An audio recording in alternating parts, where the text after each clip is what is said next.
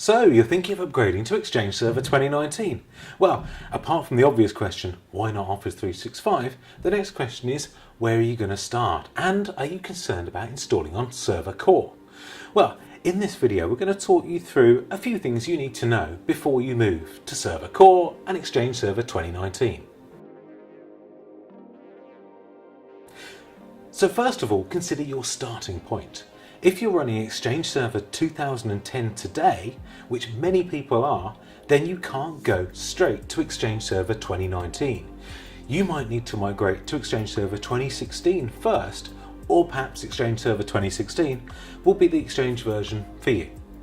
If you're running Exchange 2013 or 2016, then you're in for some good news. Not only can you upgrade very simply, then it'll integrate very well into your existing environment. You'll be able to deploy new Exchange 2019 servers alongside your 2013 or 2016 servers today. It's an easy upgrade path. So, Server 2019 is out, and you're probably itching to get your hands on it and install Exchange Server. And you've seen that you've got to use Server Core. Well, how and why have Microsoft done that? The number one reason for using Server Core is to make sure that the operating system that Exchange is installed in is more secure. But how have they done that? Well, the biggest reason for being able to do this versus previous versions of Exchange has been previous versions of Exchange like 2016 and 2013 included unified messaging. Unified messaging is the voicemail service that used to be built into Exchange. That required the full desktop experience to be installed, along with a lot of added extras. Now, when you set up Server Core, what you'll need is the Visual Studio distributable, and you'll also need the Exchange Server 2019 binaries to install from. It's a much smaller set of things that you need to install.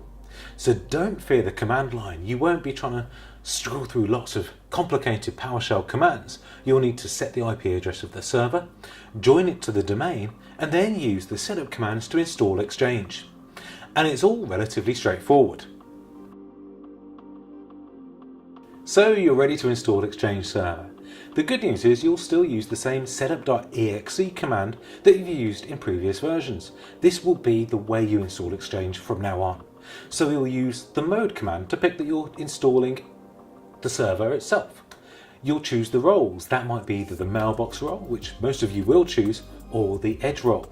You'll need to use the IAPSEPT Exchange Server license terms flag like you've had to do from 2013 and above. Remembering that one is easy. And you'll need to choose to install the Windows components. Rather than use a snippet of PowerShell that's going to install all of the different bits you need in Windows, like IAS and so on, then use the Install Windows Component flag to do that for you. Installing Exchange has never been simpler. So you've installed Exchange Server successfully, but how do you manage it? You won't open up Internet Explorer on the server and launch the Exchange Admin Center. No, you'll do that from an admin workstation. You'll use the admin center and you'll use the remote PowerShell to access and manage the server on a day-to-day basis. Consider the Server Core instances there to run Exchange, not to run your day-to-day admin tasks.